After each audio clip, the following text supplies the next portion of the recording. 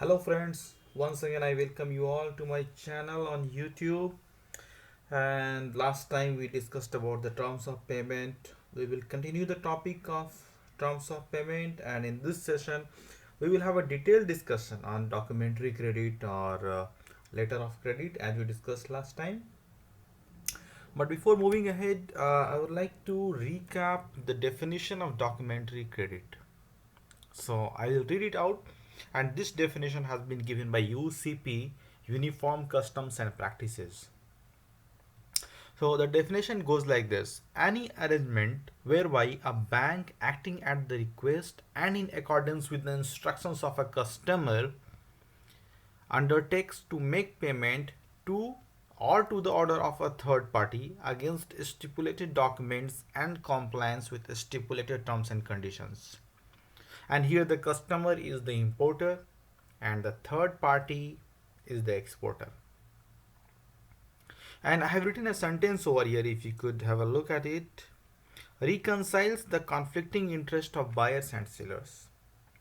So let me explain the definition of documentary credit. In simple words, I can say, don't think that I'm trying to define it in another way.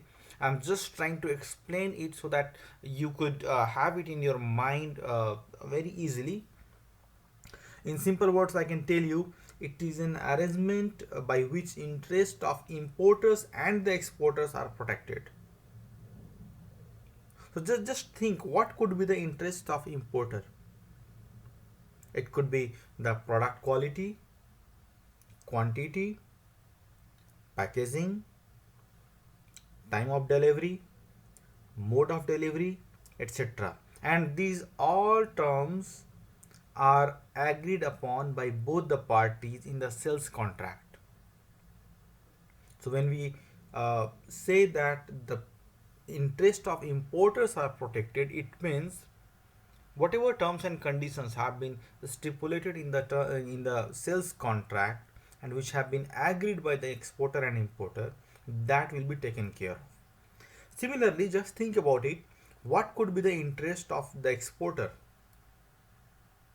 It could be timely payment, full payment, or let me put this way, payment as per the sales contract.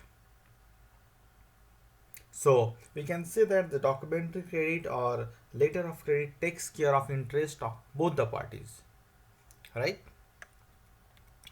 So before looking at how it actually operates, I would like to have a small discussion on different parties who are involved in the documentary credit arrangement. Who all are involved in the documentary credit or letter of credits? So the first party is importer, right? Because the process of documentary credit is initiated by the importer itself. Generally, we call the importer as applicant in terms of UCP, because uh, it's the applicant or it's the importer who initiates the process. He approaches the bankers and requests them to issue a letter of credit in the name of the exporter, or we call it as third party, right? And he also mentions all the documents which have to be submitted by the exporter in compliance of the terms and conditions that they have agreed upon in the sales contract, right? And the second party is the opening bank or issuing bank. We call it opening banker or issuing banker, right? Nothing but a banker who issues the letter of credit to the exporter. Very simple. And the third one is advising banker. So who is advising banker? Advising banker is the one to whom the letter of credit is sent for authentication and delivery. So basically the role of advising bank is to check the authenticity of the credit, right? We will see how these parties act and what are the steps, how the process flows from one step to another step. We will have a discussion on it. And the next one is confirming banker. So generally the confirming bankers and advising bankers are one and same.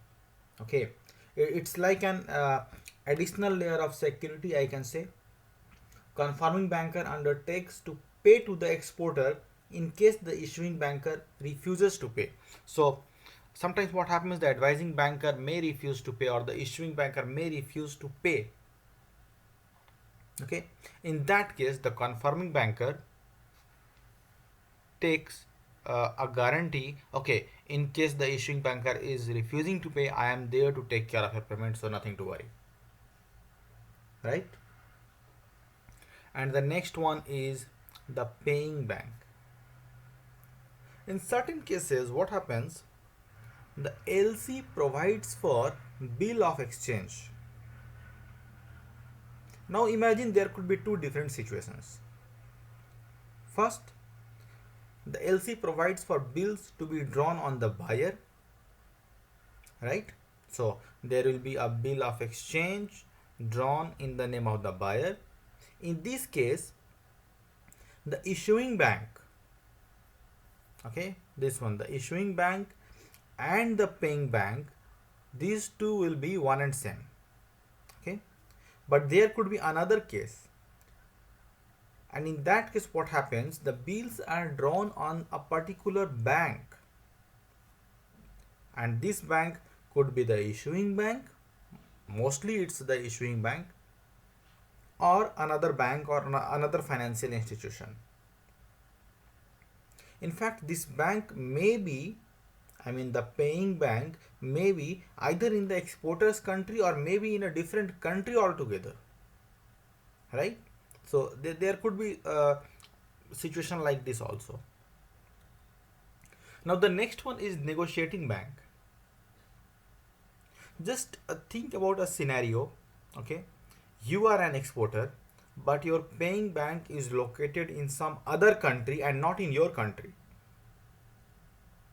In this situation, what will happen?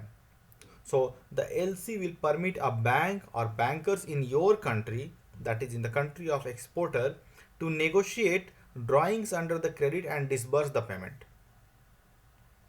So you get your payment from a bank other than the paying bank. So this bank, the bank from which you received your payment, is known as negotiating bank. Okay. Here there is a very important point to note. Negotiating bank invariably has to present the relative bill of exchange to the paying bank. Generally they do it, you need not worry about it, they will do it automatically, but it's very important to note. And finally, the exporter or the beneficiary. As you know, the beneficiary is no one but the exporter, because payment is made to the exporter. So finally, I can tell you that in this arrangement, that is in the arrangement of documentary credit, you will find a minimum of 4 parties. First, the importer. Second, the issuing banker. Then the advising banker, and finally the beneficiary. Then remaining 3, confirming banker, negotiating banker, and all these, it can be this role can be played by the advising banker itself. Now coming to the next topic, I mean the next topic in this discussion, how it operates practically, how the arrangement of letter of credit operates practically. And I have tried to explain it in a very simple way so that you could memorize it very easily. Here we have Mr. Seller or exporter. Let's say he is in country A. Okay, one sec. I'll just take a laser pointer. Okay, so here there is a Mr. Seller. As we said, we assume that he is in country X, and there is a Miss Buyer in country Y, right? So the process will initiate with the agreement of these two players. The seller and buyer will interact with each other. They will discuss the terms and conditions. They will conclude the terms and conditions, right? And they will decide to make the monetary transaction by letter of credit. Now the importer here, Miss Buyer. Miss Buyer will go to her banker. Okay, she will approach the issuing bank to issue a letter of credit, and now the issuing bank instructs the advising bank. Okay, so I'll just complete this step. Sales contract is over, and they decided to have this transaction by documentary credit. Okay, and the second step is, now the advising bank will instruct the issuing bank will instruct the advising bank with all the details of documents required, right? So this instruction will go from issuing bank to the uh, advising bank, right? And then what is the next step? The advising bank will inform the seller, and seller is who? The exporter. This is a smart guy. Okay, they will inform the seller. If this advice is okay for Mr. Seller, he will accept it and export, or I can say shipment will be arranged. Okay, so now the shipment is done. Mr. Seller will obtain BL copy or bill of lading and other documents. These documents are delivered to the issuing bank or negotiating bank or paying bank, depending upon the terms of the contract. Whatever terms of the contract says, accordingly these documents will be delivered to the concerned bank. Now, as we discussed earlier also, there could be two different situations. First, the issuing bank and the paying bank are the one and the same. Fine. In this case, payment is effected by the issuing bank. In case the paying bank and the issuing bank are different, the documents are sent to the issuing bank. Okay, so here is the issuing bank. All the documents will be sent to the issuing bank. This issuing bank check the documents, and if found to be okay, these documents are released to the buyer upon payment. Okay, whatever amount has been stipulated in the letter of credit, this amount will be paid by the buyer and document will be released to the buyer. Now the buyer, here Miss Buyer, gets the documents, and now she can use the documents to get possession of the goods. Okay, so this is very simple process. I have tried to explain it in a pictorial fashion so that it's easy for you to memorize and get the concept of the process of documentary credit, right? Now, if you look at the information in LC, so what all different informations are required which should be present in the letter of credit? I have listed it out. It's very much self-explanatory. I'll just read it out and I'll try to explain, because there's nothing much to explain. It's just that you need to take care. You need to check whether LC has all these points or not. Okay. So first is the name of the issuing bank, the type of credit, the number of documentary credit. There will be a unique number given to each documentary credit, okay, document, and the date. Then the name of applicant or buyer on whose behalf the credit is issued, right? Then how much is the amount? What is the amount? Whether currency has been mentioned or not, whether it's US dollar or rupees or some other denomination, some other currency, right? And the date up to which the credit is valid, that is the expiry date, and in fact the last date for shipment. Sometimes in LC you will find the last date for shipment also, and after that shipment cannot be done, means it's not it's not permitted under the LC, right? Then the next is, what is the terms of the draft? Okay, so whether it's sight or usance, whether the draft is to be drawn on a named bank or a buyer, these all things have to be mentioned very clearly. Then a brief details of the goods. Okay, and the next one is port of shipment and destination of shipment. Then price and terms of shipment. It could be FOB, it could be CIF, it could be there are different incoterms. So the price and incoterms should be mentioned very clearly. And the next one is condition about the part shipment or transshipment.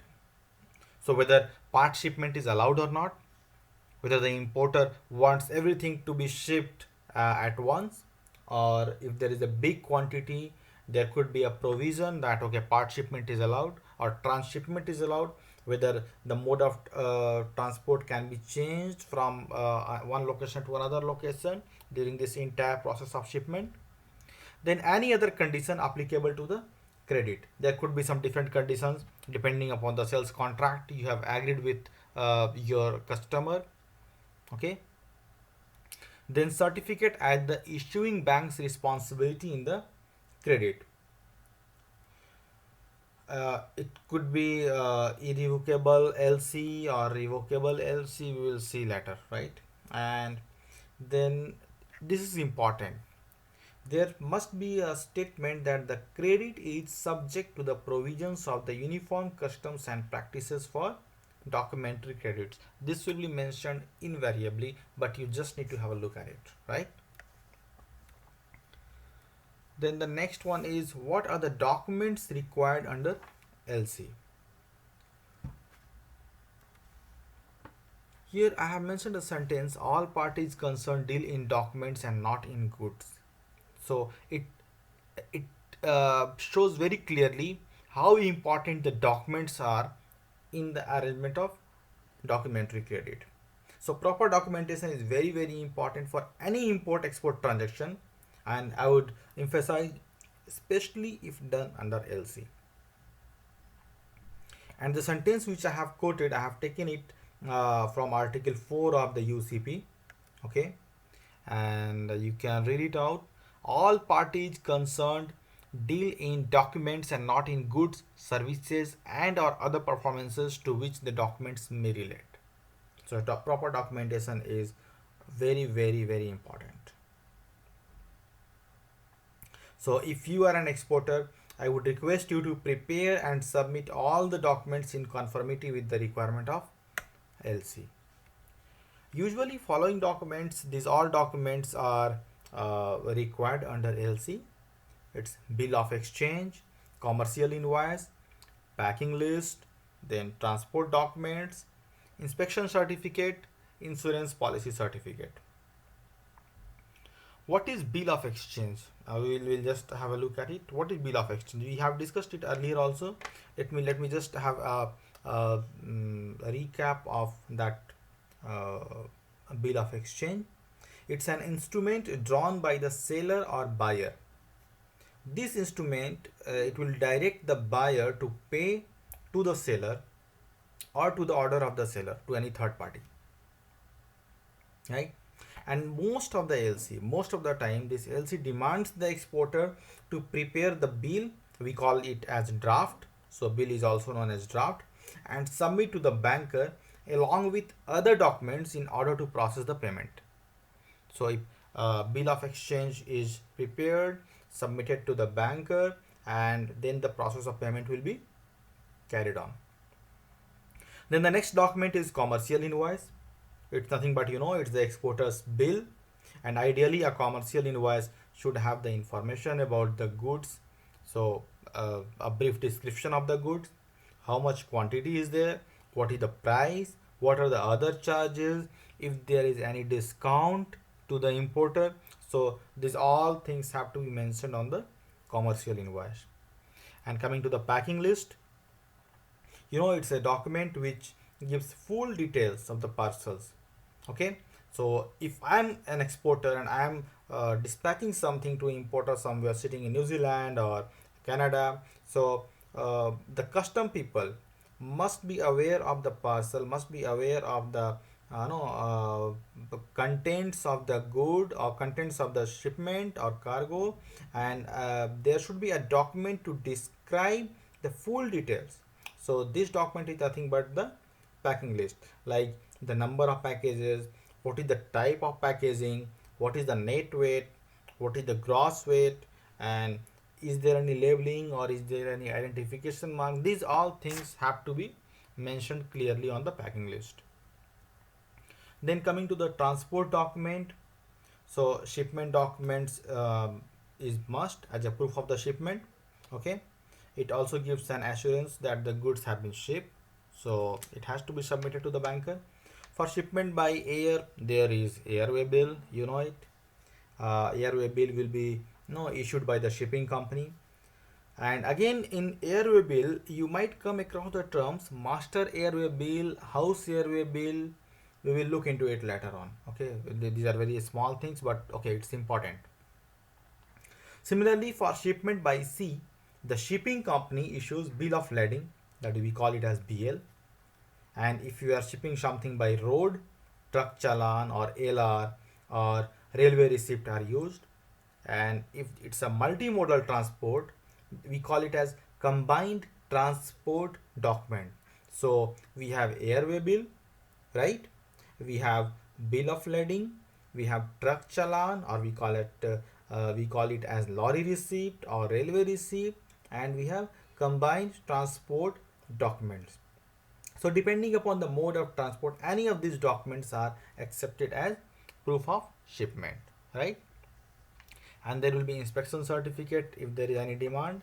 There will be insurance policy certificate if the insurance is demanded by the importer, or if you have agreed with your importer to provide insurance from your side. Okay, so there could be insurance policy certificate also. Now it's very important because ultimately, if there is an exporter, there should be some guidelines for them to ensure that their payment is secured, right? So I'm just mentioning there's some guidelines for the exporter. It's very much self-explanatory. Okay, so these are some of the typical errors which happen in LC, and we need to be very much careful about it. Okay, so some of the typical errors in letter of credit, I can tell you, you must need to check the validity of letter of credit. Okay, whether the letter of credit has expired or not, whether the bill of lading is clean or unclean. It must be clean, right? Generally we don't prefer to have dirty bill of lading.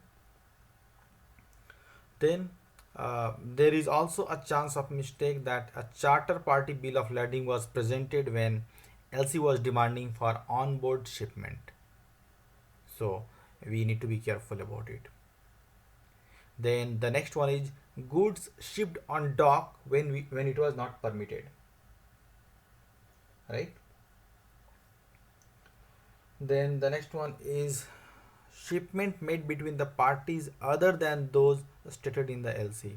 So of course the name of the parties will be clearly mentioned on the LC, and you need to be very careful about it. Then there should be proper insurance coverage, there should be adequate insurance coverage. Then the currency in which insurance coverage was expressed. Okay, so LC demands something else and you are expressing insurance coverage in some other currency. So there should not be this kind of mismatch. And the spelling of goods on invoice differed from that in the LC. I can tell you a very important thing, you need to be extra careful about it. If you are dispatching, suppose 1,000 cricket bats and 1,000 balls, okay, and if your LC says it's 1,000 pair of cricket bat and balls, the same description should appear on invoice and other documents like packing list. You cannot write, or you should not write, I will say, 1,000 cricket bats and 1,000 balls. No, it should be exactly what has been mentioned on the LC, though it means the same. Then weight, marks and numbers on different export documents should not be different. It should be the same. There should not be because different numbers, different kind of description will create confusion, and again you will have to face some problem from the custom people, right? Then the amount of value shown on the invoice and bill of exchange differed. So the bill of exchange and invoice should have the same value. The drawing was for less than the LC amount when part shipment were not permitted. This is very very important. You must need to check whether LC permits for the part shipment or not. Okay, and the drawing should be in accordance with the LC amount. The bill of lading did not evidence whether freight was paid or not. So when you are presenting the bill of lading to the banker, the bill of lading should clearly say whether the freight has been paid or not. Short supply in the shipment. Again, the part shipment clause comes into picture. And the bill of exchange was drawn on wrong party. Generally, it doesn't happen, but yes, it's a checklist and you need to be careful about it. The bill of exchange was payable on indeterminable date. No, there should be a defined period, right? And the bill of lading, insurance document or bill of exchange were not endorsed correctly, and the copy of the freight account was not attached. Fine. Then the next one is the absence of signatures of witnesses when required. If it demands that witness has to be there, they have to sign it, it must be there. Then the Xerox signatures were used when not allowed. The facsimile signatures. Okay. If it demands for the original signature, it should be the original one. And few points I have mentioned. I have mentioned just 4 points, and these are must to check. I will say it's a category checklist for any exporter. So what is the type of LC, whether it's irrevocable or confirmed or just irrevocable and confirmed, or simply irrevocable or revocable, what kind of LC is there, because there are different kinds of LC. We will discuss about it. Okay. And expiry date, whether there is sufficient expiry date far ahead for the goods to be shipped. Okay, because you need to arrange certain documents and you need to have sufficient time to present these documents to the bank. So sufficient expiry date, sufficient validity should be there. Then terms and conditions. Okay, what are the terms and conditions? You need to have a look at it. You need to ensure that the terms and conditions are in accordance with your comfort level, or I can say in accordance with the discussion you had with your customer. Then if there is any error in a spelling, because sometimes a slight misspelling might create big problems for you in this transaction, right? So you need to be very careful about it. So friends, this is all for this today's discussion, and I thank you very much. I thank for watching. I received so many feedback, so many comments from many subscribers, many of my friends, and I thank you all for all your support, for all your comments, all your suggestions. I take it very seriously, and I keep in my mind that your suggestions will help me a lot in improving the content, in improving the the subject matter, and we will keep learning together. So keep watching. We will meet soon with the last subject, the last topic in this session, in this discussion, the terms of payment. We have some more points to be discussed in the terms of payment. We will try to cover in the next discussion, and then we will come up with some very interesting topic of supply chain. So just wait for few days. We will have some finest videos from my side. So thanks for watching and keep learning. All the best. You can contact me at this email ID, or you can contact me on my YouTube channel. You can just send me a message, and I'll be very glad to answer you. I'll be very glad to meet you. Thank you. Thanks a lot. Bye bye.